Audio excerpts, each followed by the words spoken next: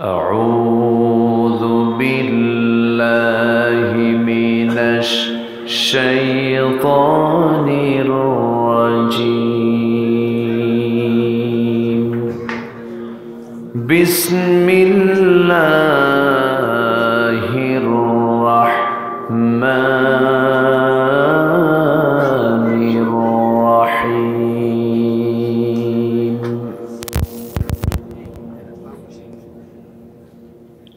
يا أيها الإنسان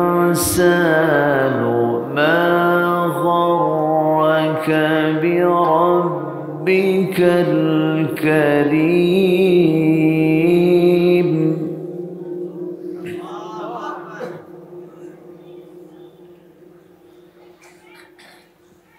الذي خلقك فسواك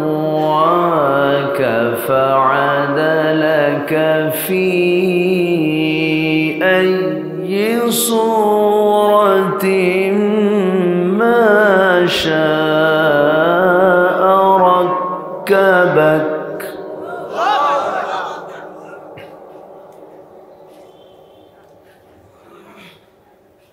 كلا بل تكذبون بالدين وإن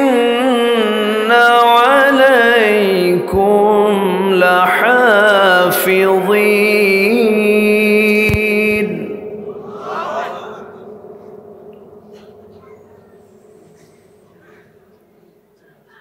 كراما كاتبين يعلمون ما تفعلون.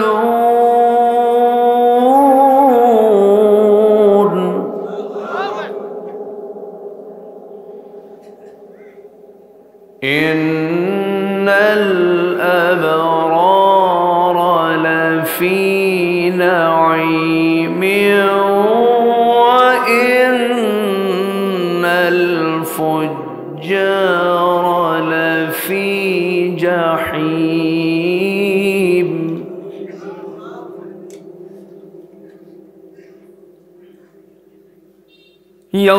يصلونها يوم الدين وما هم عنها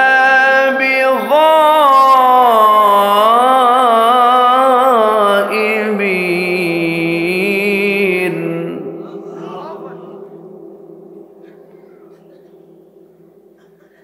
يوم لا تملك نفس لنفس شيئا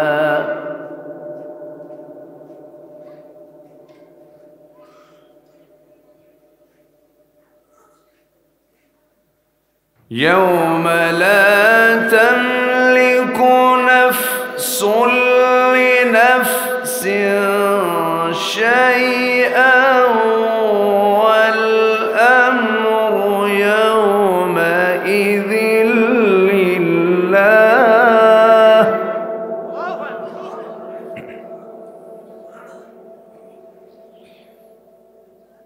الله أكبر. بسم الله الرحمن الرحيم.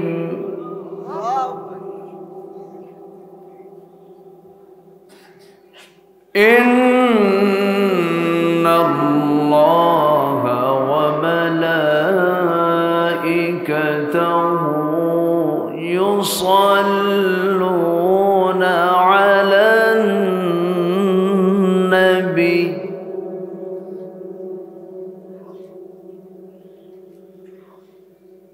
يا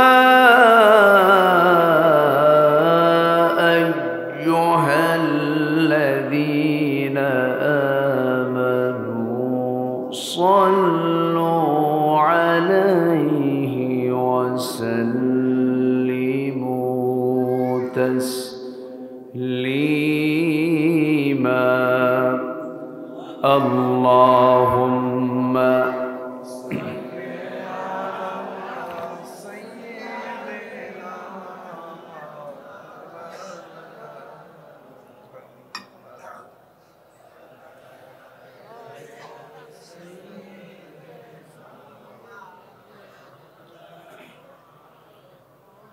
একটু আওয়াজ দিয়ে নবীর প্রেমে মাতোয়ারা হয়ে জবান খুলে সবাই বলুন আল্লাহুম্মা।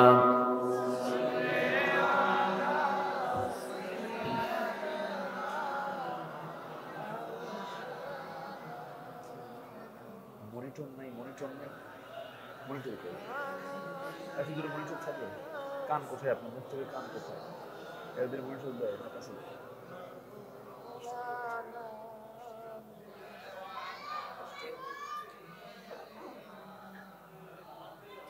এত দূরে বক্স কেন বুঝলাম না।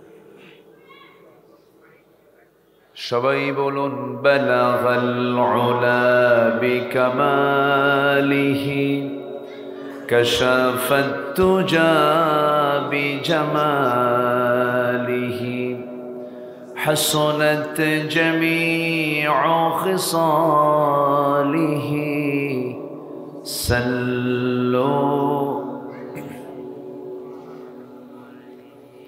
सूरत यूसुफ बिदारी हिकमत लुक़मान इमाम क़ारिए क़ुरआन बारी ये है दिले सादिमान मा बलगल उला बिकमालिही كشف التجى بجماله حسنت جميع خصاله سلوا আমি কোরআনের সুর মাঝে শুনেছি যে নাম, আজানের সুর মাঝেও শুনেছি সে নাম। ও নাম শুনেছি আমি আমার হৃদয়। হে রাসূল নবীজি তোমায়, হে রাসূল নবীজি তোমায়। সবাই বলি সাল্লাল্লাহু আলাইহি ওয়াসাল্লাম।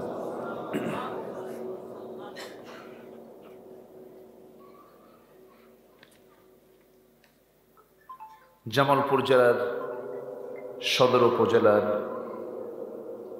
ভালুকা উচ্চ বিদ্যালয় মাঠে অনুষ্ঠিত 3 দিনব্যাপী 34তম বার্ষিকী তাফসীরুল কোরআন মাহফিল 2024 দ্বিতীয় দিবসের সম্মানিত সুযোগ্য সভাপতি রশিদপুর এনিও ফাজিল ডিগ্রি মাদ্রাসার অনারেবল ভারপ্রাপ্ত প্রিন্সিপাল মুহতারাম মাওলানা আব্দুল বাতেন, প্রধান অতিথি বিশিষ্ট ব্যাংকার জনাব শওকত আলী আকন্দ,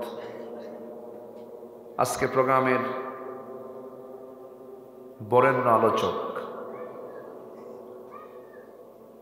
প্রথিতযশা আলেমে দ্বীন, আমার অত্যন্ত কাছের মুহতারাম মুফতি মাওলানা মুহাম্মদ সোহেল আল মাসুদ হাফিজাহুল্লাহ, মুফতি মাওলানা শরীফুল ইসলাম জামালি দামাত বরকাতুহুম, সম্মানিত সঞ্চালক জনাব মাওলানা রুহুল আমিন, উপস্থিত হযরত উলামায়ে কেরাম, ফদল আইজাম, সুশীল সমাজ, জাতির শ্রেষ্ঠ সন্তান, শিক্ষক মণ্ডলী, আজকের মাহফিলের প্রধান আকর্ষণ যাদেরকে নিয়ে আজকের এই সাজানো গোছানো বর্ণাঢ্য আয়োজন, তৌহিদের পতাকাবাহী, কালিমার ঝান্ডাবাহী, দ্বীন ইসলামের নরসারদুল বীর মুজাহিদ, প্রাণ প্রিয় সম্মানিত দ্বীনী ভাইরা, আড়ালে বসে আছেন শ্রদ্ধেয়া সম্মানিতা মা বোনেরা। আলোচনার সূচনায় আনুষ্ঠানিকতার মধ্য দিয়ে আমার পক্ষ থেকে আবারও দিল খোলা সালাম, আসসালামু আলাইকুম ওয়া রাহমাতুল্লাহি ওয়া বারাকাতুহু। সবাই কেমন আছেন? আমাকে প্রশ্ন করলেন। আল্লাহ তাআলা আমাকে তো আপনার মতোই আপনার সাথেই রেখেছেন, বলি আলহামদুলিল্লাহ।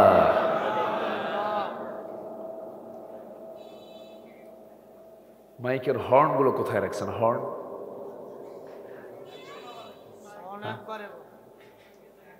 কোথায় রাখছেন বুঝলাম না। কথা কি শোনা যায় ভালোভাবে?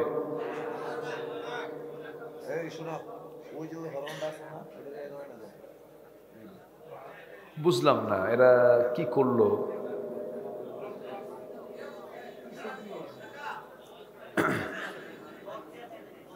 আমি নিজেই বুঝতে পারছি না আমার আওয়াজ।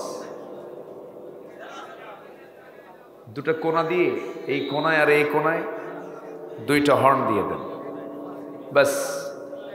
ওগুলো বাদ দিয়ে, আপনার বক্স হয়নি, ওগুলো চলবে না। দুটা কোণায় দুটা মাইক দিয়ে দেন, আমার কান যেতে দেন। আপনার মুখ কোথায় আর কান কোথায়? আল্লাহ মুখটাকে কানের সাথে দিয়েছেন, কানটাকে মুখের সাথে দিয়েছেন কেন? এখান থেকে যেন কানে শোনা যায়। আপনার সাউন্ড সিস্টেম কোথায় কি করতে হবে তো আপনার বডিতে দিয়ে দিয়েছেন। এই যে মুখ, এই যে কান, দেখছেন?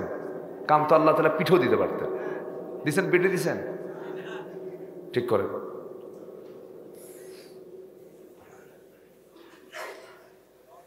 মহান রব্বে করিমের অশেষ শুকরিয়া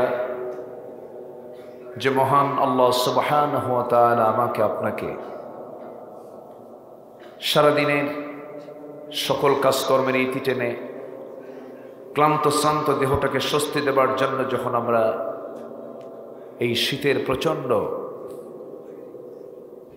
কনকনে হাড় কাঁপানো শীতের ভিতরে যখন বিছানায় থাকার কথা, ঠিক সেই মুহূর্তে ঠান্ডা মাটিতে বসে কোরআনের প্রবল আকর্ষণে আমরা বসে আছি জান্নাতের বাগানে। যে মনিব আমাকে আপনাকে এমন সুন্দর আয়োজনে শামিল করলেন, সেই মহান রবের শানে বলে উঠছি আলহামদুলিল্লাহ। আবারও বলছি আলহামদুলিল্লাহ। চিৎকার মেরে বলছি আল্লাহুম্মা ইন্নী আসআলুকা আল হুদা ওয়াত তুকা ওয়াল আফাফা ওয়াল গিনা। সবাই বলি আল্লাহুম্মা আইন্নি আলা যিকরিকা ওয়া শুকরিকা ওয়া হুসনি ইবাদাতিকা। আমরা আল্লাহ তাআলার শুকর আদায় করে নিলাম। সম্মানিত হাজিরিন, আমি আলোচনার সূচনায় কোরআনে কারীমের গুরুত্বপূর্ণ একটি সূরা, যে সূরার নামই হলো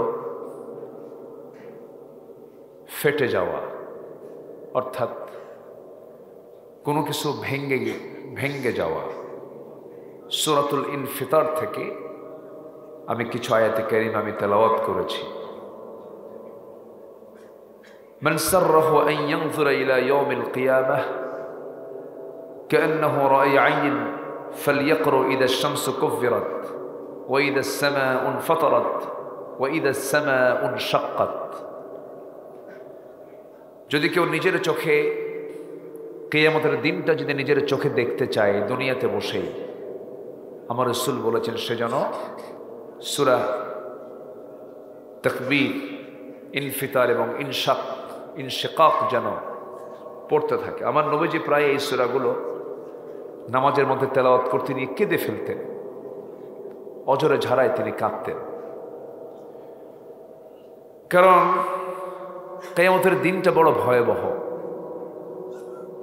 এই দিন এমন একটা ভয়ঙ্কর দিন, যেদিন কেউ কাউকে চিনবেই না, কেউ কাউকে সুযোগও দেবে না, কেউ কাউকে বুঝবে না, কেউ কাউকে জানবে না, কেউ কারো কথা মানবে না। সেদিন মানুষ উলঙ্গ হয়ে হাসরের ময়দানে দৌড়াদৌড়ি করবে, ছোটাছুটি করবে। এমন একটি কণ্ঠকে কীর্ণ ময়দান আমাদের সবার সামনে আছে না নাই? আসতে বলবেন না, আছে না নাই? আচ্ছা, সেই দিনটার প্রস্তুতি আল্লাহ নিতে বলেছেন বলেই এই সূরাটি আল্লাহ তাআলা নাজিল করেছেন আমাকে আপনাকে সতর্ক হওয়ার জন্য। সম্মানিত ভাইয়েরা, মানুষ কখনো ভালো হবে না পৃথিবীর কোনো প্রশাসন দিয়ে, আইন দিয়ে, কানুন দিয়ে মানুষকে ভালো করা সম্ভব নয় যদি তার ভিতরে কিয়ামতের জ্ঞান না থাকে, হাসরের জ্ঞান না থাকে, পরকালীন জবাবদিহিতার জ্ঞান যদি তার মধ্যে গভীর থেকে গভীরতর না হয়, সে ব্যক্তি কখনো ভালো হতে পারে না। ভালো হওয়ার শর্তই হলো তাকে পরকালমুখী হতে হবে এবং পরকালের জ্ঞান তার মধ্যে থাকতে হবে। সেই পরকালের জ্ঞান আমরা পাবো যে কিতাবের ভিতরে, সেই কিতাবের নাম কি? আল কোরআন। আল্লাহ তাআলা এই কিতাবের ভিতরে মূলত তিনটা বিষয়ে আমরা যদি পাঠ করি, এই কিতাবের মধ্যে তিনটা বিষয়ে মূল বক্তব্য দেওয়া হচ্ছে। একটা হচ্ছে তাওহীদ, আরেকটা হচ্ছে রিসালাত, আরেকটা হচ্ছে আখিরাত। তো আখিরাতের উপর আল্লাহ তাআলা 10 পারা জুড়ে কথা বলেছেন। 10 পারা। কয় পারা? 10 পারা। তাওহীদের উপরে 10 পারা কথা বলেছেন, রিসালাতের উপরে 10 পারা কথা বলেছেন। তো তারই একটা অংশ সূরা ইনফিতার থেকে আমি কিছু আজকে কথা বলতে চাচ্ছি। ওয়ামা তাওফীকি ইল্লা বিল্লাহ আলাইহি তাওয়াক্কালতু ওয়া ইলাইহি উনীব। সেই মহান রবের প্রতি পূর্ণ ভরসা রেখে আসুন আমরা ধীরে ধীরে মূল আলোচনার দিকে চলে যাই। আল্লাহ তাআলা রাসূল যখন এই সূরাগুলো পড়তেন নিজেই কাঁদতেন, সাহাবে কেরামও কাঁদতেন। কারণ কান্না ছাড়া এই পৃথিবীতে বান্দার অধিকাংশ সময় অন্যদিকে না কাটানোই উচিত। পৃথিবী কি আসলে আনন্দ করার জায়গা না কান্নাকাটি করার জায়গা? বলেন তো। ফালইয়াদহাকু কালিলান ওয়ালিয়াবকু কাসীরা। সম্মানিত ভাইয়েরা, আমার নবীজি মাঝে মাঝে কাঁদতে কাঁদতে বেকরার হয়ে যেতেন। সেজদায় পড়তেন, ঘন্টার পরে ঘন্টা চলে যেত, সেজদা হতে নবীজির মাথা উঠত না। কোন এক রাতের আধারে আমার নবীজি চোখের পানি ফেলে ফেলে সেজদায় পড়ে ডুকরে ডুকরে কাঁদতেছিলেন। এমন সময় আম্মা জান আয়েশা সিদ্দিকা রাদিয়াল্লাহু তাআলা আনহা যখন দেখলেন ঘন্টা পার হয়, রাসূল নড়েন না, চড়েন না, চিমটি কাটলেন দেহের ভেতরে। আমার নবীজি নড়ে উঠলেন। সালাত শেষ করার পর রাসূল বলছেন, আয়েশা তুমি আমার দেহে চিমটি কাটলে কেন? বলছেন, ইয়া রাসূলুল্লাহ আপনার নড়াচড়া নাই, মনে করলাম মরে গেলেন কিনা। আপনি তো নড়ছেন না, নড়াচড়াটা বন্ধ হয়ে গেছে। রাসূল বললেন, আয়েশা আমার যে তুমি চোখের পানি দেখতেছো, লাইয়ান জুহাদুম মিনকুম, সে হাসরের ময়দানে কিয়ামতের দিন কোন ব্যক্তি নাজাত পাবে না।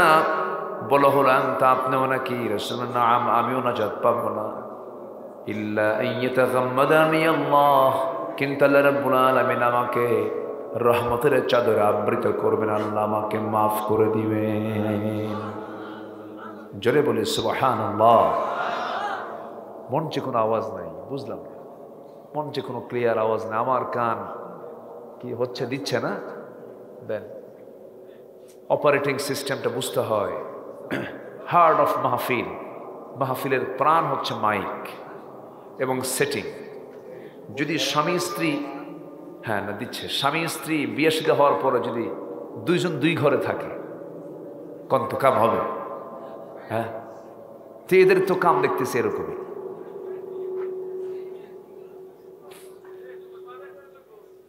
সম্মানিত ভাইয়েরা, একটু কান লাগান। মনোযোগ দিয়ে আমরা একটু শোনার চেষ্টা করি। তাহলে কিয়ামতের দিন পৃথিবীতে কেউ কারো আপন না, এটা বললে ভুল। পৃথিবীতে মোটামুটি একজন আরেকজনের জন্য যায়, চেনে, কিন্তু কিয়ামতের দিন কেউ কারো না। এতটা ভয়ঙ্কর দিন সবার সামনে আছে না নাই?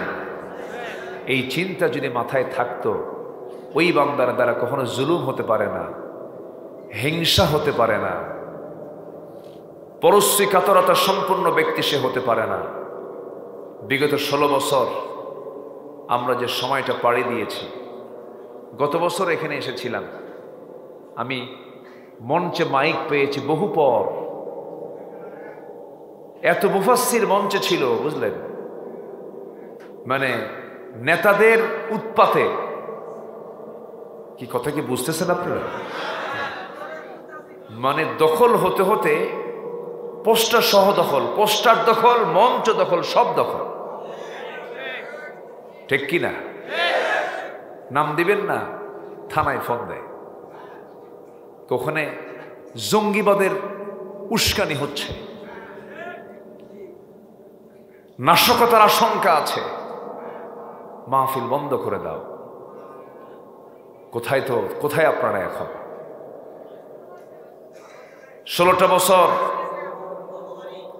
16টা বছর আমাদেরকে কথা বলতে দেয়নি। ডানে বামে কিরামুন কাতিবিন রেখে দিস, বোঝেন নাই? কতবার যে আমাকে ধরেছে, মাহফিল থেকে নিয়ে চলে গেছে থানায়। সম্মানিত ভাইয়েরা, মামলা শুরু হয়েছে আমার নামে 1998 সাল থেকে। প্রথম 1998 সালে, তারা তখন ক্ষমতায়। এই আমলেও আমাকে লক্ষ্য করে গুলি পর্যন্ত করা হয়েছে, মঞ্চে আগুন ধরিয়ে দেওয়া হয়েছে। সেক্রেটারিকে সেখান থেকে ধরে নিয়ে পিটায়া তাকে থানা হাজতে নিয়ে পরে মামলা দিয়ে তাকে জেলখানায় ঢুকানো হয়েছে। 3 দিন পরে করলো আমাকে লক্ষ্য করে গুলি, মাহফিল পণ্ড করে দিল, লাঠিচার্জ করলো। 3 দিন পরে একটা মামলা হলো, সেই মামলার আমি হলাম 1 নম্বর আসামি। বুঝলেন কিছু? এই হচ্ছে অবস্থা। সম্মানিত ভাইয়েরা, সম্মানিত বন্ধুগণ, 2018 সালে হঠাৎ করে বাড়ি ঘেরাও করলো আমাকে ধরে নিয়ে চলে গেল থানায়। থানায় আমারে ওসি সাহেবের রুমে নিল। ওসি সাহেব আমার দিকে সালাম দিয়ে কয়, হুজুর আমারে মাফ করে দেন, আমি আপনার খুব অর্শনী,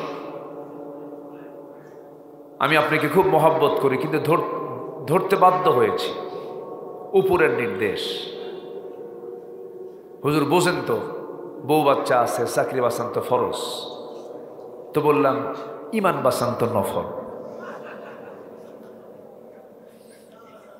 মামলা একখান দিল, বলল হুজুর নির্বাচন পর্যন্ত একটু থাকেন, নির্বাচনটা মরা মানুষ দিয়ে হয়ে যাক। কি মানুষ দিয়ে হয়ে যাক? মরা মানুষ দিয়ে হয়ে যাক। ঢুকলাম জেলখানায়, দেখি এক বুড়ো চাচা, বৃদ্ধ চাচা, বয়স 80 থেকে 85 বছর। এই বৃদ্ধ চাচা আমাকে দেখে লম্বা একখান সালাম দিয়ে বলে, হুজুর আপনি জেলখানায় ঢুকছেন, খুব খুশি হইলাম। তো বললাম, ঢুকলাম জেলে, আপনি হলেন খুশি, এটা কেমন কথা? বলে, বাবাজি ওয়াজ শুনতে যাই, অনেক দূর থেকে শুনি, দেখি, মুসাফা করার খুব শখ জাগে, পাই না কাছে, এত সুন্দর কাছে আসছেন, ধরা দিচ্ছেন, খুব ভালো হয়েছে। তো বললাম, চাচা আপনার নামে মামলা কেন? নাতিপুতি তুই আপনি এই জায়গায় কেন আসছেন? বুড়া বয়সে, চামড়া কুচকে গেছে, দাঁতগুলো পড়ে গেছে। বলতেছে মজা করে, বাবাজি বোমা হামলা আমার নামে বোমা হামলার মামলা হয়েছে, আমি নাকি এই বুড়া হাতে নাকি হামলা করছি, বোমা মারছি। এই হলো চিত্র। সম্মানিত বন্ধুগণ, এই 16 বছরে জেলখানায় ছিল সাধারণ মানুষ বেশি না আলেম ওলামা বেশি? এই 53 বছর আলেম ওলামা কি কখনো ক্ষমতায় ছিল? ক্ষমতার মসনদে ছিল? তারা কি দোষ করলো? সবার কাছে বিষয়গুলো স্পষ্ট, কিন্তু শুধু একটাই কারণ ছিল, তাদের ক্ষমতাকে পাকাপোক্ত করার জন্য, কিচ্ছু না তাছাড়া। এই রোগ ফেরাউনের রোগ। কার রোগ বলেন তো? কার রোগ? ক্ষমতায় অবৈধভাবে টিকে থাকার যে চেষ্টা, এটা শুরু করেছে প্রথম হলো ফেরাউন। টিকতে পেরেছিল? টিকতে পারে নাই। 1600 বছর হায়াত পেয়েছিল ফেরাউন, এরা ছিল 16 বছর। সংখ্যার যে মিল হলো কেমনে বুঝলাম না। সেদিন এক শ্রোতার সামনে থেকে দাঁড়ায় বলে, হুজুর ওটা ছিল পুরুষ ফেরাউন আর এটা ছিল লেডিস ফেরাউন।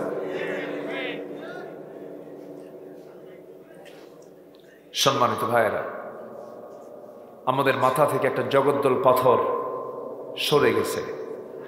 আমরা সুন্দর করে দেশকে গড়তে চাই। জোরে বলি ইনশাআল্লাহ। কি দিয়ে গড়বেন? রাজি আছেন তো সবাই? সবাই কি রাজি আছেন? 53 বছর তো দেখলাম, কেউ 25 বছর, কেউ 16 বছর, কেউ 9 বছর, মাঝখান দিয়া মঈনুদ্দিন ফখরুদ্দিন, এনারা কয়েক বছর। সব দেখা শেষ। সবার নামের আগে মোহাম্মদ লাগানো আছে, সবার ধর্মের নাম ইসলাম।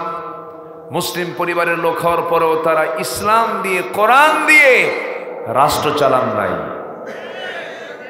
যদি চালাতেন, আজকে মুসলমানদের নামাজির সংখ্যা 5% হতো না, নামাজি হতো 95%, বেনামাজি থাকতো 5%। অতএব সব দেখা শেষ। আগামীর দেশ আমরা দেখতে চাই কোরআনের দেশ, ইসলামের দেশ। রাজি আছেন কারা কারা? হাত উঁচু করে দেখান।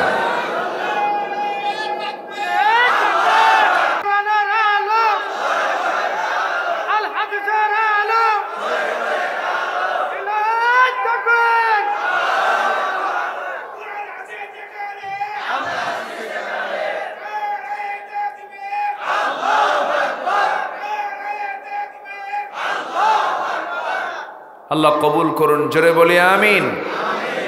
লাগাইছেন? ওয়াজ শেষে লাগাবে নাকি?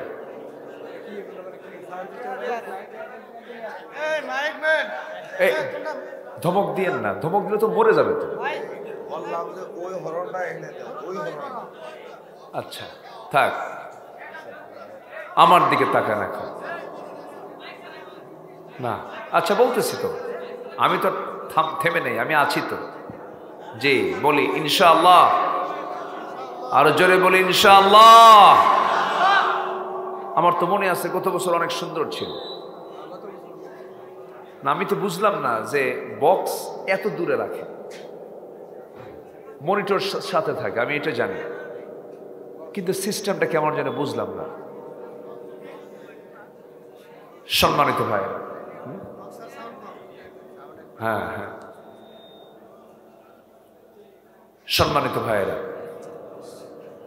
তাই না? কেমন একটা আওয়াজ না, মঞ্চে আমি কোনো আওয়াজ পাচ্ছি না। কেমন জিকির করি লা ইলাহা,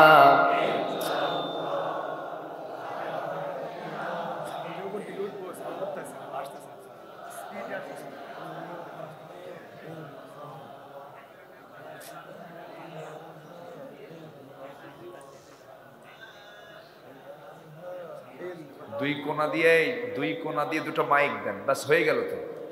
আপনার চতুর্থ আসমানে মাইক থুয়ে লাভ আছে?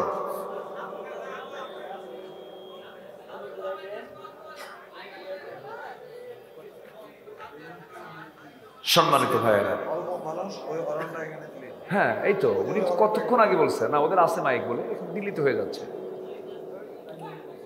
বক্স বন্ধ করেন, বক্স বন্ধ করেন, মাইক ঠিক রাখেন, মাইক ঠিক রাখেন। সম্মানিত ভাইয়েরা,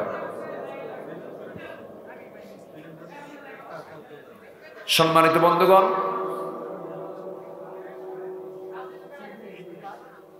আমরা সবাই তো মরে যাচ্ছি, একদিন মরে যাব না আমরা? কখন মরবেন? যখন তখন। কখন মরবো আমরা? যখন তখন। যে কোনো মুহূর্তে আমরা দুনিয়া থেকে বিদায় হয়ে যাব। Everybody must be face before the day of resurrection. প্রত্যেকটা মানুষকেই মুখোমুখি হতে হবে পুনরুত্থান দিবসে। কার সামনে? আসতে বলবেন না, কার সামনে? আল্লাহর সামনে। আল্লাহ রাব্বুল আলামিন বলেন, ইযাস সামাউ ইনফাতারাত ওয়া ইযাল কাওয়াকিবু ইনতাসারাত ওয়া ইযাল বিহারু ফুজ্জিরাত ওয়া ইযাল কুবুরু বু'সিরাত আলিমাত নাফসুম মা কদ্দামাত ওয়া আখারাত। আল্লাহ রাব্বুল আলামিন সুন্দর করে বলছেন, যখন আকাশ ফেটে যাবে, তারকাগুলো চারিদিকে ছিটকে বিক্ষিপ্ত হয়ে যাবে, এরপরে সমুদ্র যখন ফেটে যাবে, উদ্গীরণ করে দেবে সবকিছু, কবর যখন খুলে দেওয়া হবে, কবরবাসী কবর থেকে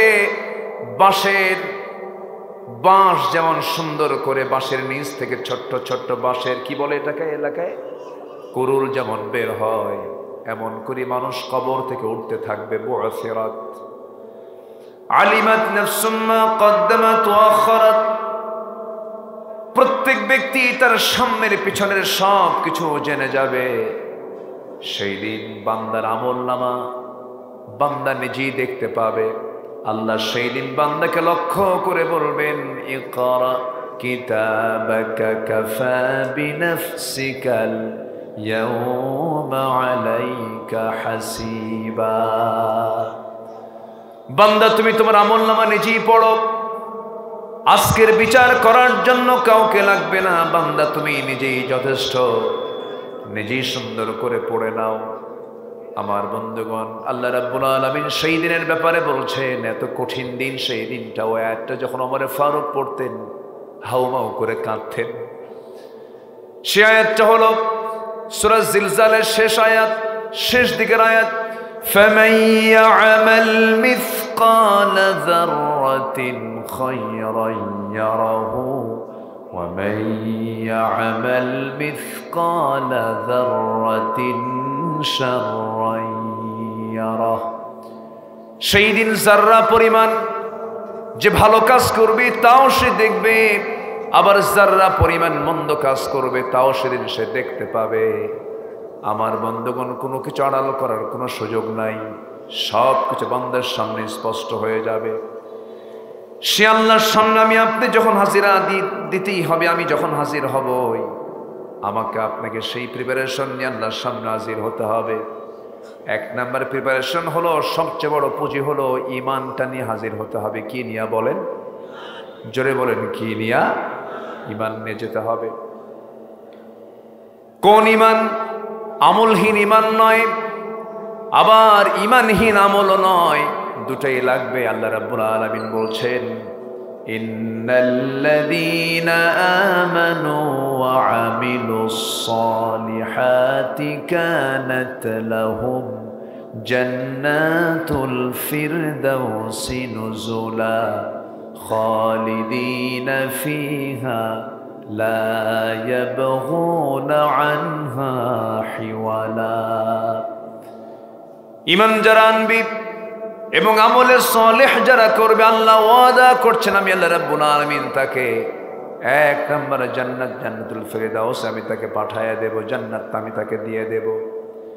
কিন্তু শেষের দিকে আবার শর্ত জড়িয়ে দিয়েছেন, ফামান কানা ইয়ারজু লিকা রাব্বিহি ফালইআমাল আমালান সালিহান ওয়া লা ইউশরিক বিইবাদাতি রাব্বিহি আহাদা।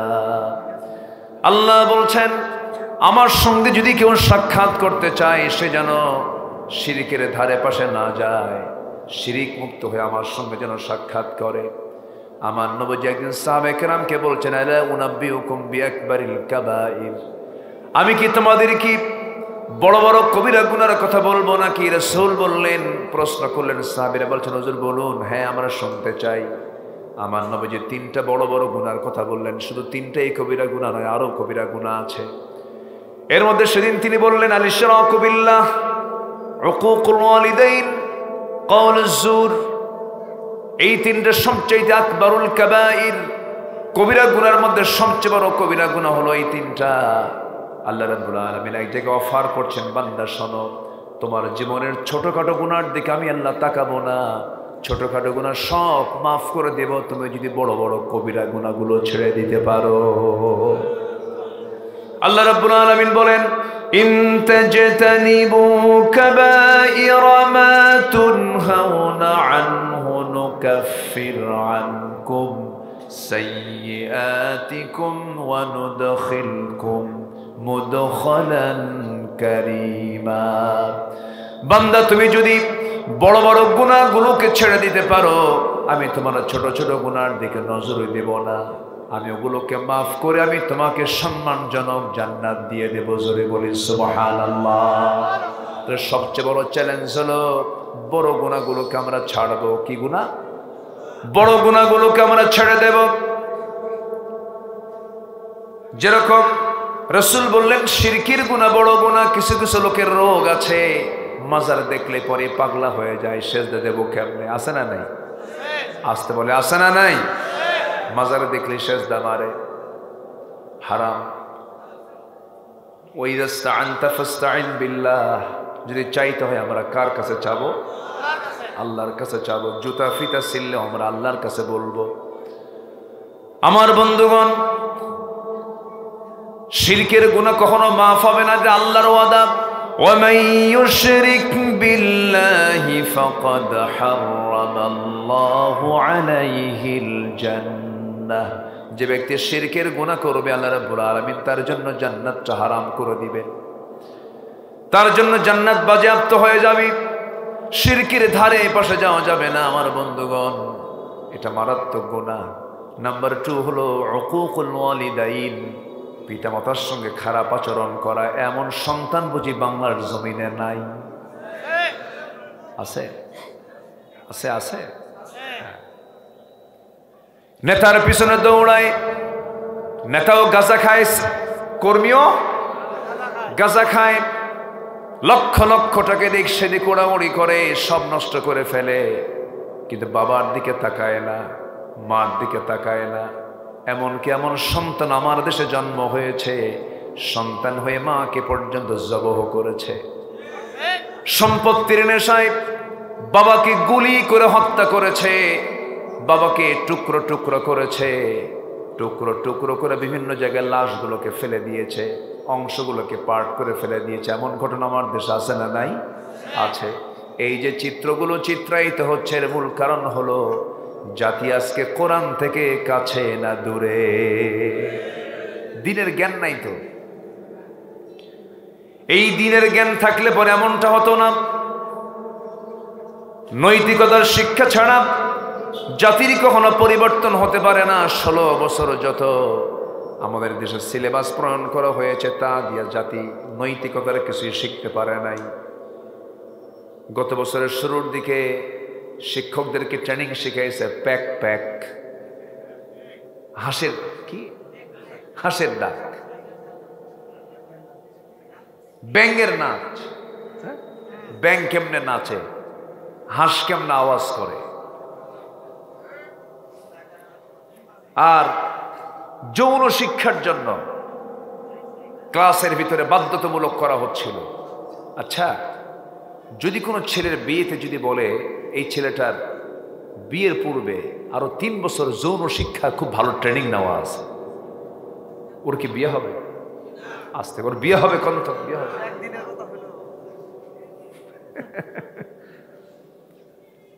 কিছু কিছু শিক্ষা তো ন্যাচারাল, আল্লাহ তাআলা এটা ন্যাচারাল স্বাভাবিকভাবে দিয়ে দিয়েছেন সবার ভিতরে। আল্লাহু আকবার বলেন। পাখি যে আকাশে ওড়ে, ট্রেনিং নিয়ে ওড়ে, ওর স্বভাবই তো আকাশে ওড়ার, আল্লাহ ওইরকম করে বানায় দিয়েছে। যা করেছে, যা দেখিয়েছে, সম্মানিত বন্ধুগণ, এই যে একটা বিজয়, এই যে একটা পরিবর্তন এনে দিয়েছেন, তিনি আমার কে? আসতে বলবেন না, তিনি আমার কে? আল্লাহ পারেন না? কত মুরব্বী বলেছেন না মরা পর্যন্ত উপায় নেই, আর তারা তো কইছে 2041, ঠেলে কোথায় নিয়ে গেছে? 41 ভবিষ্যৎ তো ওদের কাছে ওহী নাযিল হয়েছিল। শেষ পর্যন্ত কি হলো? ফেরাউন যেমন কয় মিনিট আগেও টের পায় নাই যে আমি এই দরিয়ায় আমি চুবানি খেয়ে মরবো, এরাও টের পায় নাই। রান্না হলো মুরগি গণভবনে, মুরগির রান দুপুরে রান্না বান্না হলো যার জন্য তার কপালে জুটলো না। ছাত্রগুলো যায় বলল খায় না, না খায় আন্দোলন করলাম, আমরাই খাই।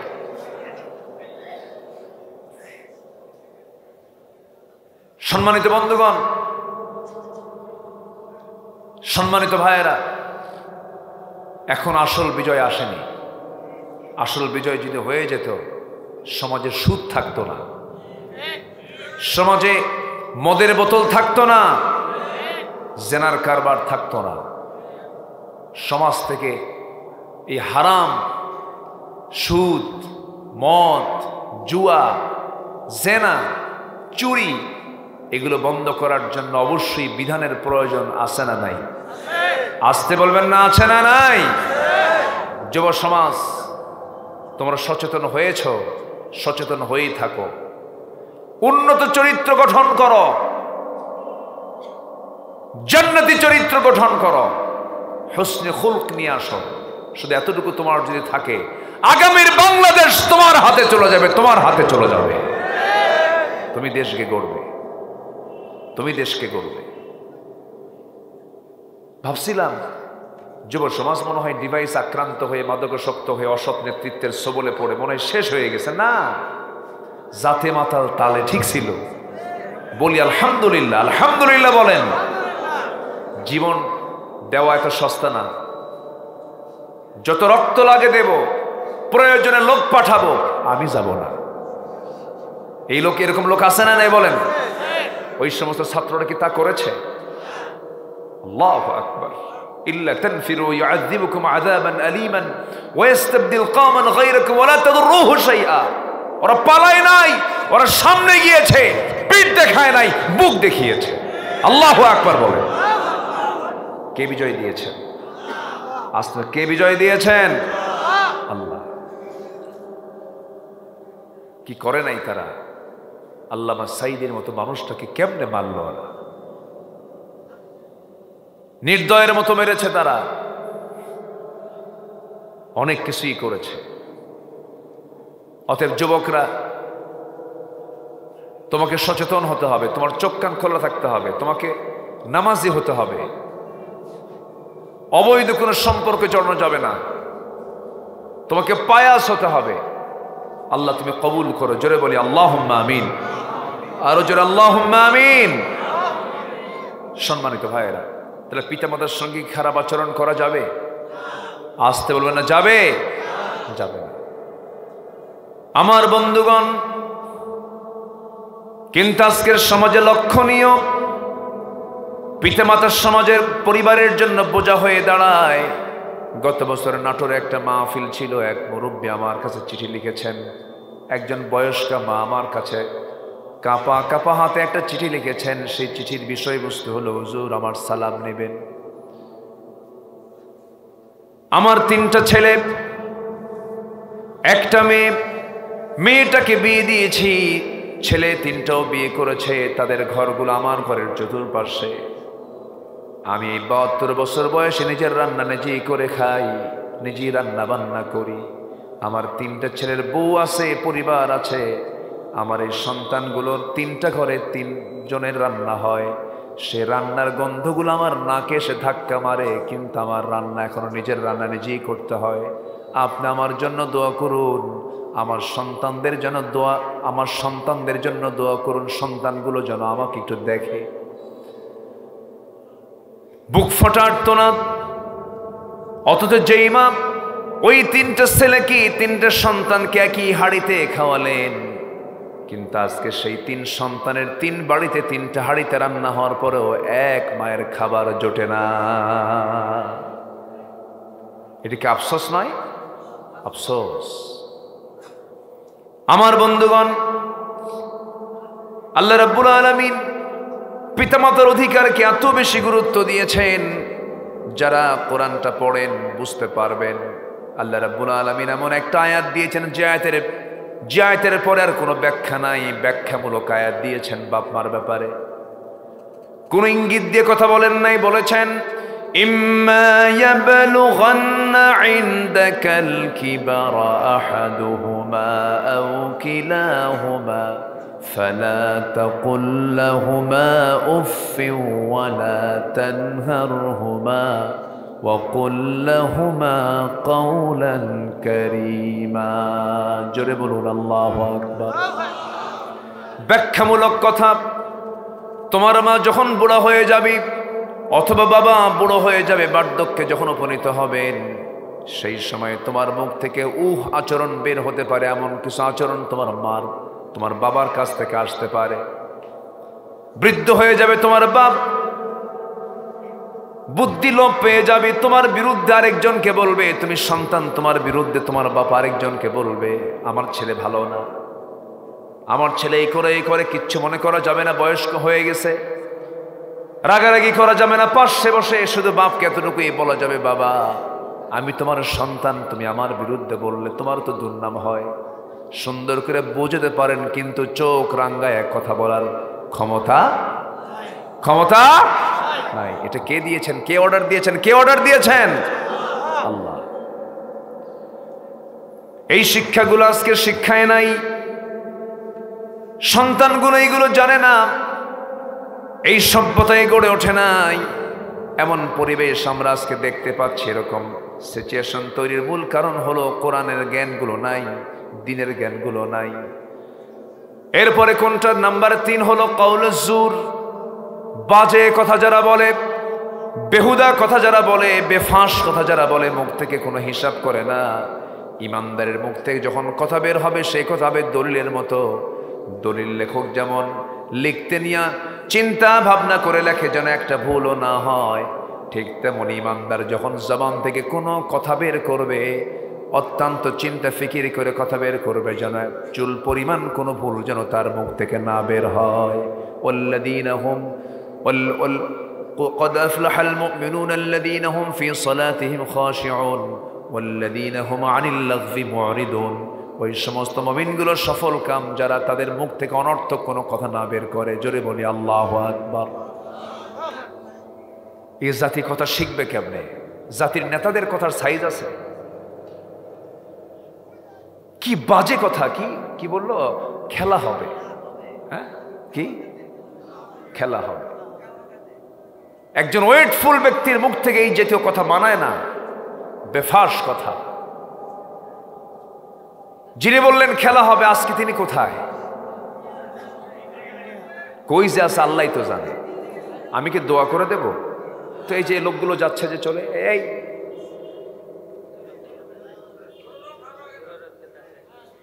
আমি কি আলোচনা চালিয়ে যাব? সবাই থাকতে রাজি আছেন তো? জোরে বলি ইনশাআল্লাহ। থাকুন, একটু আমাকে সময় দেন প্লিজ, কেউ নড়বেন না। আমাকে একটু সময় দিয়ে আমাকে সহযোগিতা করুন। এত রাতে ওঠা এই এলাকার এটাই ট্রেডিশন মনে হয়। আমি আসছি অনেক আগে, কিন্তু গতকালকে আমার এই সময় মাহফিল শেষ, এর বহু আগে শেষ। আমি চেষ্টা করি একটু যৌবন টাইমে ওঠার জন্য চেষ্টা করি, কিন্তু এই এলাকার যে সিস্টেম, যে পদ্ধতি, যাই হোক, আমার দিকে তাকান। তাহলে মুখ থেকে কি কোনো বাজে কথা বের হওয়া যাবে? এগুলো মারাত্মক গুনাহ, যে গুনাহগুলো তওবা ছাড়া মাফ হয় না। আল্লাহ আমাদেরকে হেফাজত করুন। জোরে বলি আমিন। সম্মানিত ভাইয়েরা, এই 53 বছরে যত সরকার এসেছে, কেউ নামাজের জন্য কেউ কিছু করেনি। যে নামাজ মানুষকে জান্নাতে নেবে, সেই নামাজে আজকে এই জাতি পড়ে না। আমার বুকটা ফেটে যায়, জানেন, বুকটা ফাটে আমার। মাত্র 5% মুসলমান নামাজ পড়ে, আর বাকিগুলোর নামাজের খবরই নেই। আর এত বিড়ি খায় জাতি, ওরে বাপরে বাপ। এই যে দিক দিয়ে আসলাম, এখানে তো মেলা না, কোথায় আসতে নিয়ে দেখি হাই রে গন্ধ, মানে শুধু ধোঁয়া, খালি ধোঁয়া নাকি এসে ধাক্কা মারতেছে। কি বিড়ির গন্ধ, এত বিড়ি খায় জাতি। শীতের মধ্যে কমে না বাড়ে? বাড়ে আরো। প্রচন্ড গরম, প্রচন্ড ঠান্ডা, তো হুজুর বিড়ি খায় হিট করছে, হিট। কি নেশা, এত বিড়ি টানে এই জাতি। 53টা বাজেট হয়েছে এ পর্যন্ত বাংলাদেশে। প্রতিটি বাজেটে অর্থমন্ত্রীরা কোনো কিছুর দাম না বাড়ালেও বিড়ির দামটা বাড়াইছে। ভালো, প্রত্যেক বছর বিড়ির দাম বাড়লেও যারা বিড়ি খায় তারা খায় প্রয়োজনে বাড়ি ভিসে খামু, বিড়ি খাওয়া ছাড়ব। এত টানা টানে। আল্লাহ তুমি এই বদভ্যাস থেকে জাতিকে হেফাজত করো। জোরে বলি আমিন, আরো জোরে আমিন। আবার মাহফিলে এসে প্রশ্ন করে, হুজুর বিড়ি খাওয়া কি জায়েজ আছে? মানে উনি জায়েজের চেষ্টায় আছেন, সারা তো দূরে থাক, আরো চেষ্টায় আছেন। না, আমরা কোনো নেশার দিকে যাব না। জোরে বলি ইনশাআল্লাহ। নামাজ পড়বো কয় ওয়াক্ত? আসতে বলবো না, কয় ওয়াক্ত নামাজ? আমার বিশ্বাস যুবক তোমরা যদি এগিয়ে যাও, গ্রামে গ্রামে তোমার গ্রামকে ঠিক করার জন্য মসজিদ কমিটিকে নতুন করে সাজাও। মসজিদ কমিটিতে ঘাপটি মারা যেগুলো মদখোর শরাবখোর আছে, যেগুলো সুদখোররা কমিটির মধ্যে আছে, ঘাট ধাক্কা দিয়ে মসজিদ থেকে বের করে দাও। তোমার গ্রামের মাতব্বর যদি নামাজ না পড়ে, আস্তে করে তার পাশে গিয়ে বসে বলো, চাচা আপনি কি নামাজ পড়েন? না, আপনার মাতব্বরি আমরা মানি, আপনি নামাজটা পড়েন। নামাজ পড়বেন, মাতব্বরি মানবো। নামাজ পড়বেন না, আপনি আল্লাহর হক নষ্ট করেন, আপনার মাতব্বরি আমরা মানতে চাই না। তোমার গ্রামে তুমি দেখো কোন ঘর থেকে কোন মহিলা আপত্তিকর পোশাক পরে বের হয়, তুমি নোট করো। যুব সমাজ তোমরা সেই পরিবারের মূল মুরব্বীর কাছে গিয়ে বলো যে এই যে আপনার মেয়ে অথবা আপনার স্ত্রী আপত্তিকর পোশাক পরে আসে, আমরা নামাজ পড়ি, আমরা ঈমান নিয়ে টিকে থাকতে চাই, আমাদের চোখের গুনাহ হয়, চোখের অসুবিধা হয়, আমাদের আমল নামা ক্ষতিগ্রস্ত হয়ে যায়। এই গ্রামে থাকতে হলে মুসলিম পরিবার, এজ এ মুসলিম, অবশ্যই বোরকা ছাড়া গ্রামের কোনো মহিলা বের হতে পারবে না। সময় এসেছে, এখন আমাদের সময় এসেছে, ঠিক কিনা? এই সময়টা কখনো পাইনি, 53 বছর পাইনি আমরা। এই 16 বছর 8% লোক যারা এই দেশে বসবাস করেন, 92% মুসলমান এই দেশে। আমরা দেই 92 কোটি টাকা ট্যাক্স, ওরা দেয় 8 কোটি টাকা ট্যাক্স। বছরে 64 ডিস্ট্রিক্টের 64 ডিসির ম্যাক্সিমাম ছিল 8% লোকের হাতে, ঠিক কিনা? অথচ ট্যাক্স দিলাম কারা বেশি? আমরা বেশি। সেই দিন আমরা আর দেখতে চাই না। আমরা দেশটাকে সুন্দর করে সাজাবো। জোরে বলি ইনশাআল্লাহ, জোরে বলি ইনশাআল্লাহ। কি দিয়া? আসতে বলবেন না, কি দিয়া? কোরআন দিয়া। তাহলেই সফল হব। আমার রাসূল কি সাধারণ কোনো মানুষ যার মুখে একটা মিথ্যা কথা সারা জীবনে বের হয়নি, একটা মিথ্যা কথা বের হয় নাই, কৌতুক করেও না।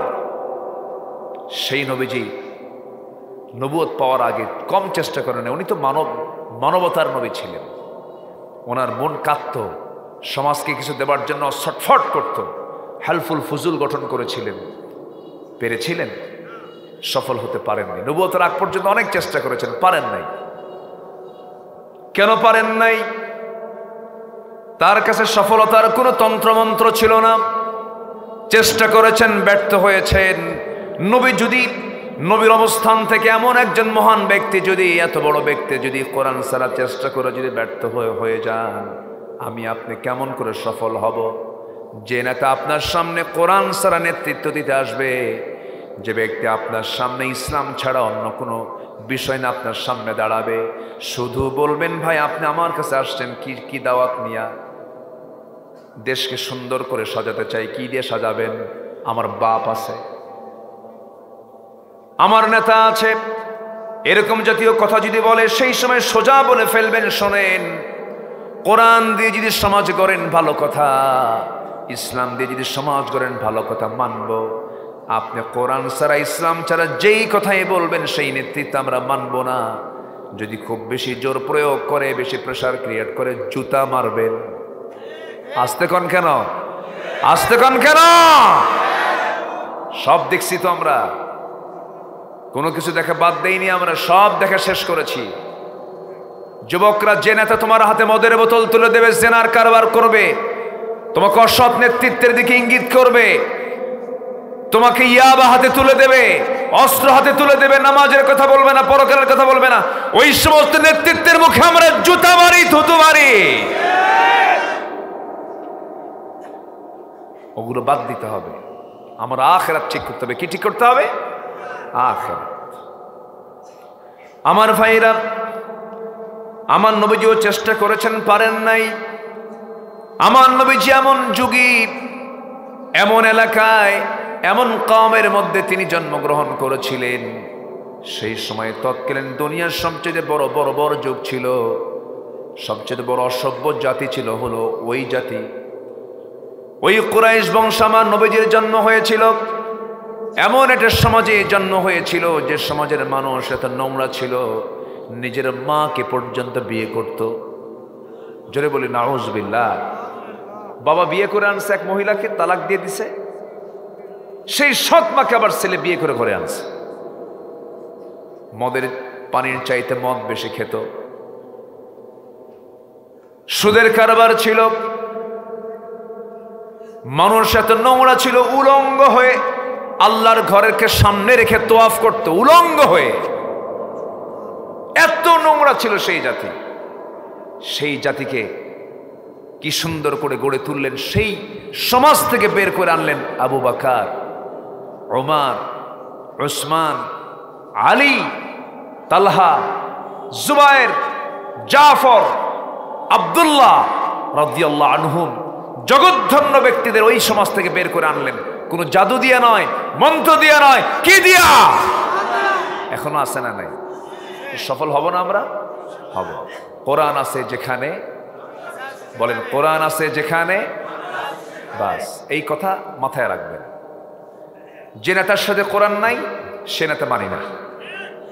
বাস জোরে বলি ইনশাআল্লাহ, আরো জোরে বলি ইনশাআল্লাহ। আমি স্পষ্ট করে দিয়ে যাচ্ছি আজকে কথাগুলো, একটু মাথায় রাখবেন।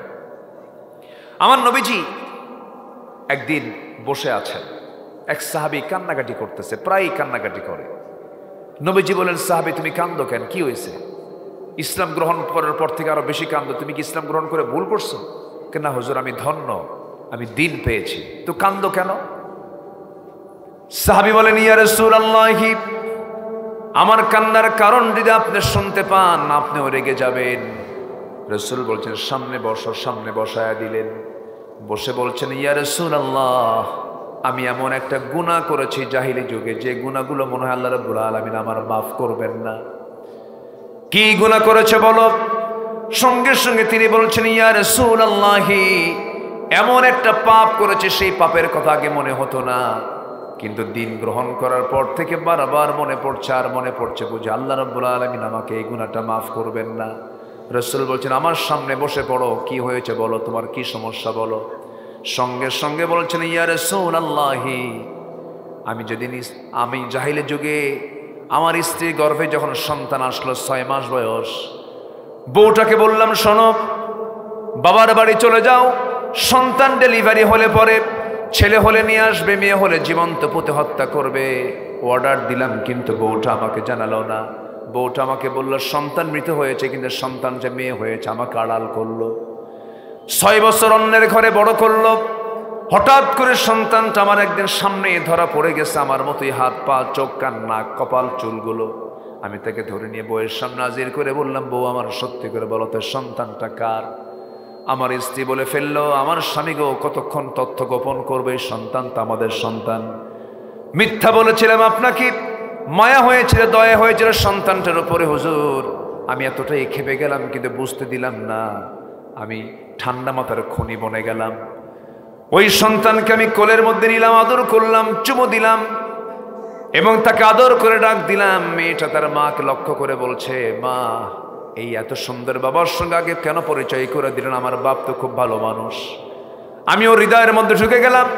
পরের দিন অভিনয় করে বললাম, বউ, আমার মেয়ে, তোমাকে আমি তোমার নারীর বাড়ি নিয়ে যাব। বউ, আমার মেয়েটাকে সুন্দর করে সাজিয়ে দাও, গুছিয়ে দাও। সাজিয়ে দেওয়া হলো, গুছিয়ে দেওয়া হলো। মেয়েটা বুক ভরা আশা নিয়ে আমাকে নিরাপদ মনে করে আমার সঙ্গে রওনা করলো। সামনের দিকে নানির দিকে না গিয়ে, নানির বাড়ির দিকে না গিয়ে আমি জঙ্গলের দিকে রওনা করলাম। নবজি মনোযোগ দিয়ে কথাগুলো শুনছিলেন। জঙ্গল পার হচ্ছিলাম, মেয়েটার মুখ ছোট হয়ে যায়, বারবার বলে, বাবা নানির বাড়িতে এইদিকে নয়, তুমি এইদিকে যাও কেন? কিচ্ছু বললাম না। জঙ্গল পার হয়ে কোদাল একটা নিয়ে গর্ত খনন শুরু করে দিলাম। গর্ত খনন যখন শুরু করেছি, প্রচণ্ড গরমের ভিতরে কোদাল মারতেছি, মাটিগুলো এসে ছিটকে আমার দাড়ির মধ্যে ঢুকে যায়। আর আমার মেয়েটা তার 5টা আঙ্গুল দিয়া খিলাল করে করে সেই মাটিগুলো সরাইয়া দেয়, সাফ করে বলার, আব্বা তুমি গর্ত খনন কেন করছো? কি করবে তুমি এই গর্ত খনন করে? আমি কোদাল মারতেছি, ঘেমে যাচ্ছি, সেই ঘরমাক্ত দেহটাকে আমার মেয়েটা গামছা দিয়ে মুছে মুছে দেয় আর বলে, বাবা কেন গর্ত খনন করছো? কিচ্ছু বললাম না। গর্ত খনন যখন শেষ হয়ে গেল, মেয়েটাকে আস্তে করে ডাক দিয়ে বললাম, মা দেখো তো গর্ত খনন কেমন হয়েছে। আমার মেয়েটা সরল মনে, হুজুর একদম সরল মনে, সাদা মনে মেয়েটা গর্তের কাছে চলে গেছে। গর্তের কাছে গিয়া উকি মেরে দেখতে লাগলো। আমি পিছন দিকে চলে আসলাম। পিছন দিকে চলে এসে এমন জোরে সজোরে ধাক্কা মারলাম, এক ধাক্কায় গর্তের মধ্যে পড়ে গেছে। চিত হয়ে পড়ে গিয়ে আবার সামনের দিকে আবার সোজা হয়ে চিত হয়ে 2টা হাত এক জায়গায় করে বলছে, বাবা বুঝতে পেরেছি আমার এই জায়গায় আসার কারণ কি, তুমি আমাকে এখানে কেন নিয়ে এসেছো? আমার মার কথাই বাস্তব হয়েছে, তুমি আমাকে আজকে হত্যা করার জন্য এই জায়গায় নিয়ে আসছো। বাবা আমি তোমাকে ওয়াদা দিচ্ছি, বাবা তুমি আজকে আমাকে প্রাণে যদি একটা বারের জন্য বাঁচাইয়া দাও, মৃত্যু পর্যন্ত আমার এই চেহারা তোমার সামনে আমি কখনো দেখাবো না। হুজুর এত অনুনয় বিনয় করলো, এত আমার কাছে খুব জোর দাবি করলো, আমার চোখের সামনে কান্নাকাটি করলো। এই পাষাণ হৃদয় শিরকিয়াতের কারণে, জিহালাতের কারণে, সামাজিক কারণে দিল বিন্দু পরিমাণ দিল কাঁদলো না।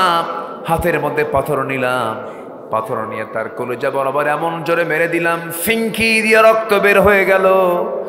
ভিতরে থেকে আওয়াজ আসতেছে, বাবা বাবা আমাকে বাঁচাও, কিন্তু আমি পারলাম না। পাথর চাপা দিয়া, মাটি চাপা দিয়া, জনমের মতো চোখের সামনে নিজ হাতে নিজের সন্তানকে আমি খুন করে সে জায়গা থেকে চলে আসলাম। কোনোদিন এত মনে হয় নাই। যেদিন থেকে দিন গ্রহণ করেছি, যেন মনে হয় প্রত্যেকটা রাতে আমার সেই মেয়েটা আমাকে আব্বা আব্বা বলে ডাকে। আমার ঘুম হয় না। আমার নবীজি সাহাবীকে বুকের ভিতরে জড়াইয়া ধরলেন, জড়িয়ে ধরে কাদা কাদা কণ্ঠে বলছেন, ও আমার সাহাবী রে, ইসলাম তেমন একটা বিষয়ের নাম, দিন গ্রহণ করার পরে তোমার আল্লাহ রাব্বুল আলামিন এই বড় জটিল গুনাহ মাফ করে দিয়েছে। আমার ভাইরা, সেই যুগের মানুষগুলো এত পাষাণ ছিল, আর সেই যুগের মানুষগুলো কি এত সুন্দর। একটা শতবিভক্ত জাতিকে এক সুতার কাঠিতে আবদ্ধ করে সুন্দর মানুষ গড়ে তুলছেন, সুন্দর মানুষ সাজিয়েছেন, অন্য কোনো বিষয় দিয়ে নয়, কোরআন দিয়া। এই জন্য কোরআনের মাহফিল আমরা আসছি, কোরআন নিয়ে আমরা জীবনটা সাজাবো। জোরে বলি ইনশাআল্লাহ, আরো জোরে বলি ইনশাআল্লাহ। মানুষ ভালো হবে দুনিয়ার চিন্তায় না, আখিরাতের চিন্তায়। কিসের চিন্তায় ভালো হবে বলেন? বলেন কিসের চিন্তা ভালো হবে? আখিরাতের চিন্তায় ভালো হবে। এই জন্য আল্লাহ রাব্বুল আলামিন বান্দাকে আবার বলছেন, এবার কি বলছেন দেখেন, ওয়াইদাল কুবুর বু'থিরাত আলিমাত নাফসুম মা কদ্দামাত ওয়া আখারাত। আল্লাহ তাআলা বলছেন প্রত্যেক ব্যক্তি তার সামনের পেছনের সবকিছু দেখতে, সবকিছু জেনে যাবে, তার কাছে সবকিছু স্পষ্ট হবে। এবার আল্লাহ তাআলা আমভাবে ডাকছেন মানব মণ্ডলীকে, ইয়া আইয়ুহাল ইনসানু মা গাররাকা বিরাব্বিকাল কারীমিল্লাযী খালাকাকা ফাসাওয়াকা ফাআদালাক ফি আইয়ি সূরাতিন মা শাআ রাক্কাবাক। দেখেন ১৫০০ বছর আগে কোরআন নাজিল হলো।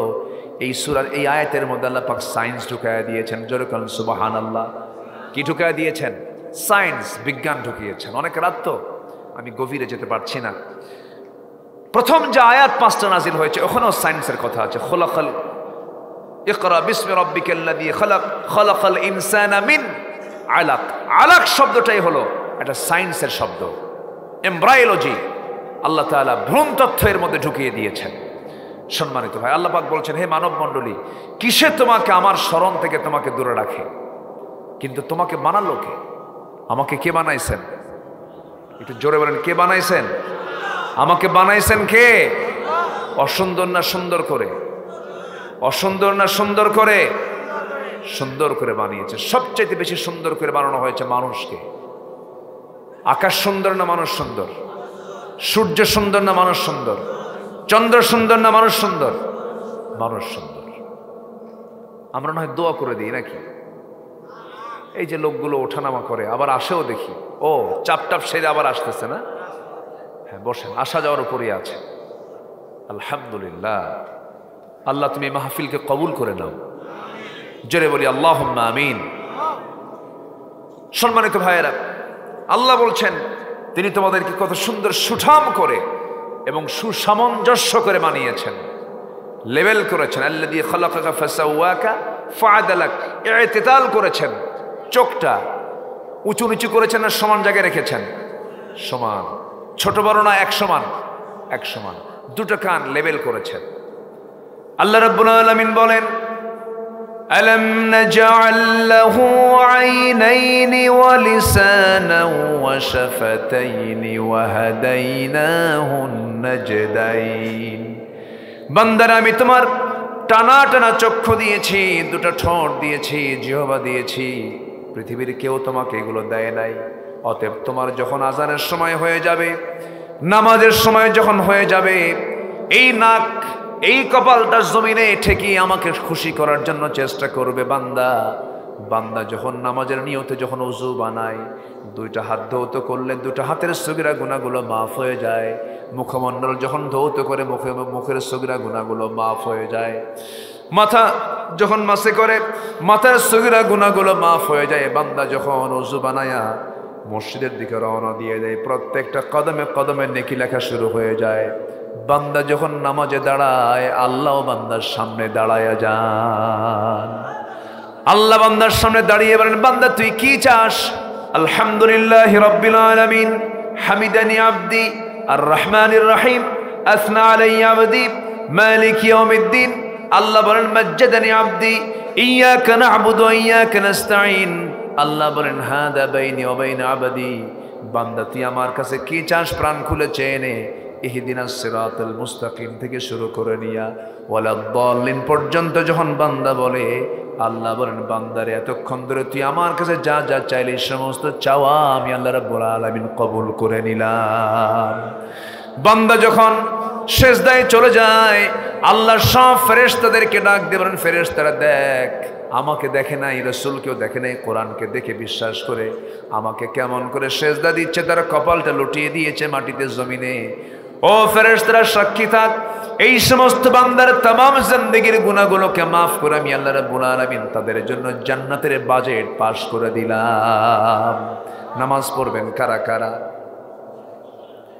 5 ওয়াক্ত নামাজ পড়বেন কারা কারা? একটু হাত তুলে দেখান দেখি।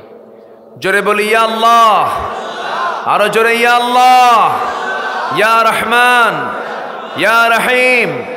আমাদেরকে 5 ওয়াক্ত সালাত আদায় করার তৌফিক তুমি আল্লাহ দিয়ে দাও। জোরে বলি আমিন, আরো জোরে আমিন, আরো জোরে আমিন। হাত নামান। নামাজি সরকার আসুক, সবাইকে চান? সরকারটা নামাজি হোক, সবাইকে চান? বেনামাজি সরকার আমরা দেখতে চাই না। বেনামাজি সরকার দিয়ে নামাজ প্রতিষ্ঠা হবে না। আমরা আগামীতে দেখতে চাই নামাজি সরকার, নামাজি সরকার, নামাজি সরকার। রাজি আছেন কারা কারা? হাত উঁচু করে দেখান তো দেখি। কেউ তো স্লোগান দেন না।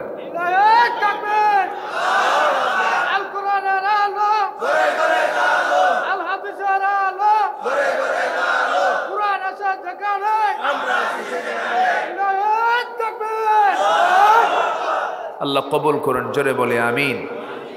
কষ্ট পাচ্ছেন মনে হয়? সমস্যা নাই তো? বলি আলহামদুলিল্লাহ। সম্মানিত ভাইয়েরা,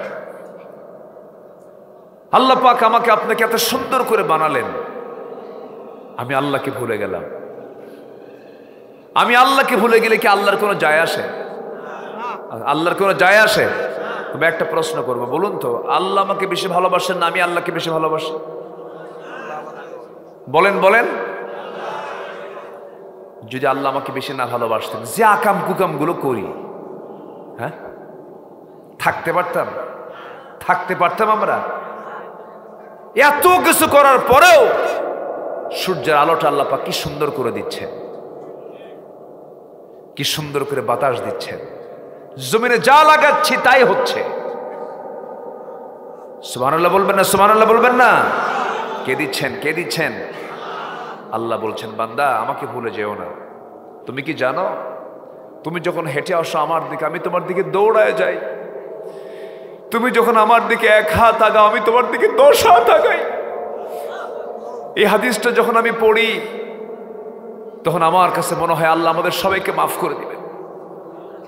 কিন্তু যখন ওই আয়াতগুলো আমার চোখের সামনে ভাসে, লিমানিল মুলকুল ইয়াউম, আজকের দিনে রাজত্ব কার, এই আয়াতগুলো আবার আমাকে খুব ভাবিয়ে তোলে। সম্মানিত ভাইয়েরা, পরকাল ভীতি ছাড়া মানুষ ভালো হবে না। আজকে মুহতারাম সভাপতি মহোদয় আমাকে বলেছেন, আপনি একটু কিয়ামতের উপরে, একটু আখিরাত নিয়ে কিছু কথা বলবেন। আমি সূরা ইনফিতারটা ছাড়া, সূরা ইনশিকাক ছাড়া, সূরা তাকবীর ছাড়া, রাসূল তো বলেই দিয়েছেন, আমি শুরু করেছি, এই 3টা সূরার চাইতে উত্তম কোন সূরা কিয়ামতের উপরে আর নাই। আছে সব জায়গায় কিয়ামতের নিয়ে আল্লাহ বলেছেন, কিন্তু এই সূরাগুলোর মধ্যে একদম বিস্তারিত আল্লাহ তাআলা বলে দিয়েছেন। আর আমার নবীজি যখন পড়তেন এইগুলো, আমার নবীজি হাউমাউ করে কাঁদতেন। আকাশটা ফেটে পড়বে, কোথায় যাবেন আপনি বলেন? কোনো শক্তি নেই, কার সাহায্য ছাড়া? আল্লাহর সাহায্য ছাড়া। সামান্য বিজলি চমকালি আমরা ভয় অস্থির হয়ে পড়ি। আর আকাশ যখন ফেটে পড়বে, যাবেন কোথায় যাবেন আপনি? দিন শেষে আমার বন্ধু কেউ না, দিন শেষে আমার বন্ধুকে, আজকে দিন শেষে আমার বন্ধুকে। আজকে মরে যান, সন্তানগুলো সম্পদ নিয়ে মারামারি করবে, বউটা কি আরেক জায়গায় বিয়ে বসবে, যদি কম বয়সী হয় বাপ মা জোর করে বিয়ে দেবে, বউটা চলে যাবে অন্যের ঘরে, পরে বলবে আব্বা তোমরা আমাকে জোর করে বিয়ে দিয়েছো, কিন্তু ভালোই করেছো, আগের স্বামীর চাইতে এই স্বামীটা আরো ভালো আমার, আপনি শেষ। সন্তান এতিম হয়ে যাবে, সব পর। কে বলেছে পৃথিবীর মানুষ আমার আপন? কেউ না, শুধুমাত্র আমার আপনকে। আসতে বলবেন আপনকে। এই জন্য চিন্তা করে আমরা সাজাবো দুনিয়া না আখিরাত? কি সাজাবো, দুনিয়া না আখিরাত? আখিরাতকে সাজাবো। কিন্তু আল্লাহ বলছেন বান্দারে, কাল্লা বাল তুকাযযিবুনা বিদ্দীনি ওয়া ইন্না আলাইকুম লাহাফিযিন কিরামান কাতিবিন ইয়ালামুনা মা তাফআলুন ইন্নাল আবরারা লাফি নাঈমিন ওয়া ইন্নাল ফুজ্জারা লাফি জাহিম। জোরে বলুন আল্লাহু আকবার। কিন্তু বান্দা তোমরা শেষ বিচার দিবসকে তোমরা অস্বীকার করো কেন? শেষ বিচার দিবসকে তোমরা মিথ্যা মনে করছো। না না, মিথ্যা মনে করা যাবে না। আল্লাহ তোমাদের উপরে পরিদর্শক নিযুক্ত করেছেন, লাহাফিযিন। আল্লাহ তোমাদের সব কিছু অবলোকন করছেন, দেখছেন। কিরামান কাতিবিন ইয়ালামুনা মা তাফআলুন। সম্মানিত ফেরেশতারা, লেখকরা, যা তোমরা করছো অটো রেকর্ড হয়ে যেতেছে। দুনিয়ার সামান্য বুদ্ধি দিয়ে যদি আমার আলোচনা এখানে রেকর্ড হয়, কি বলছি, কি করছি, কেমন করে কথা বলছি যদি রেকর্ড করতে পারে, আল্লাহ রাব্বুল আলামিনের ক্যামেরা মনে হয় খুব দুর্বল, হ্যাং মারে। আমার আপনার ক্যামেরা হ্যাং মারবে, আমার আপনার ক্যামেরা নেটওয়ার্ক পাবে না, সমস্যা হবে। কিন্তু আল্লাহর ক্যামেরা এমন ক্যামেরা যার চাইতে উন্নত ক্যামেরার নাই। কিরামান কাতিবিন ইয়ালামুনা মা তাফআলুন। আল্লাহ রাব্বুল আলামিন সব রেকর্ড করে দিচ্ছেন। সেদিন শুধু রেকর্ডটা ছেড়ে দিবেন, তোমার যৌবনকালটা এই কাজে করেছো, ব্যয় তুমি এইগুলো আকাম কুকামগুলো করছো। সেদিন লজ্জায় আমরা আল্লাহর সামনে দাঁড়াতে পারবো না। এখন প্রশ্ন করব আমরা আল্লাহর সামনে লজ্জা নিয়ে দাঁড়াতে চাই না সম্মান নিয়ে দাঁড়াতে চাই? কি নিয়া ডান হাতের আমলনামা নিয়ে আমরা আল্লাহর সামনে হাজির হব। আমার বন্ধুগণ, এবার বলছেন আল্লাহ তাআলা বলছেন, দুটো আত্মা, একটা হলো ফুজ্জার আর একটা হচ্ছে আবরার। নেককার বান্দা যারা, আবরার যারা, নেককার বান্দারা, আল্লাহ রাব্বুল আলামিন বলছেন 8টা জান্নাতের একটা জান্নাত আমি তাদেরকে দেব। ইন্নাল আবরারা লাফি নাঈম, যারা পুণ্যবান আত্মা, যারা ভালো আত্মা, যারা ভালো কাজ করেছে, নেক আমল যারা করেছে, তারা জান্নাতুন নাঈমের মধ্যে থাকবে। আর যারা গুনার কাজে যারা লিপ্ত ছিল, জিনার কাজে যারা লিপ্ত ছিল, মানুষকে ঠকাতো, যারা ওজনে কম দিত, নেওয়ার সময় বেশি নিত, এই সমস্ত লোকগুলো পাপীরা অবশ্যই যাবে জাহান্নামে। ইয়াসলাউনাহা ইয়াউমাদ্দিন, কর্মফলের দিন তারা তার মধ্যে প্রবেশ করবে। আমার বন্ধুগণ, ওয়া ইন্নাল ফুজ্জারা লাফি জাহিম ইয়াসলাউনাহা ইয়াউমাদ্দিন ওয়া মা হুম আনহা বিগাইবিন। তোমরা সেই দিন সম্পর্কে তোমরা গাফেল কেন? আল্লাহ রাব্বুল আলামিন সেখান থেকে তোমরা কোনো ক্রমেই সরতে পারবে না, পালাতে পারবে না। ওয়া মা হুম আনহা বিগাইবিন ওয়া মা আদরাকা মা ইয়াউমুদ্দিন সুম্মা মা আদরাকা মা ইয়াউমুদ্দিন। তোমরা কি জানো ওই কর্মফল দিনটা কি? আবার বলছেন, তোমরা কি জানো ওই কর্মফল দিনটা কি? একটা কথা বারবার বললে তার গুরুত্ব কমে না বাড়ে? মানুষের মাথার ভিতরে শর্ট টার্ম, মিডিল টার্ম আর লং টার্ম থাকে। যে কথা একবার বলা হয় শর্ট টার্মে যায়, যখন দুবার বলা হয় মিডিল টার্মে যায়, যখন তিনবার বলা হয় সেটা লং টার্মে যায়। আমার নবীজি যে কোনো কথার গুরুত্ব বোঝাতে গিয়ে একবার বলেছেন, দুইবার বলেছেন, আর তিনবার বলেছেন। তিনবার। দেখেন তার কথাটাও আজকে সায়েন্সের সঙ্গে মিলে যাচ্ছে। যেটা গুরুত্বপূর্ণ কথা রাসূল সেটা তিনবার বলতেন, এদিকে মেডিকেল সায়েন্স বলছে শর্ট টার্মে একবার, মিডিল টার্মে দুইবার, আর লং টার্ম, ব্রেনের লং টার্মের মধ্যে ঢুকে যায় যখন একটা মানুষ তিনবার একটা কথা বলে। আল্লাহু আকবার বলে। আল্লাহ তাআলা বলছেন ওমা আদরাকা মা ইয়াউমুদ্দিন সুম্মা মা আদরাকা মা ইয়াউমুদ্দিন। তোমরা কি জানো সেই দিনটা কি? এবার আল্লাহ তাআলা তার জবাব দিচ্ছেন। কোরআন এমন একটা কিতাবের নাম যার মধ্যে প্রশ্ন আছে, কি আছে? উত্তর আছে। প্রশ্ন আছে, উত্তর আছে। যেখানেই প্রশ্ন সেখানেই উত্তর। আল্লাহু আকবার বলেন। তাহলে জান্নাত পেতে হলে, সেই জান্নাত পাওয়ার জন্য আল্লাহ তাআলা এমন একটা সিলেবাস দিয়েছেন যে সিলেবাসে প্রশ্ন খুঁজে পাওয়া যায়, উত্তরও খুঁজে পাওয়া যায়। আমরা কোরআনটা সুন্দর করে পড়বো, জোরে বলি ইনশাআল্লাহ।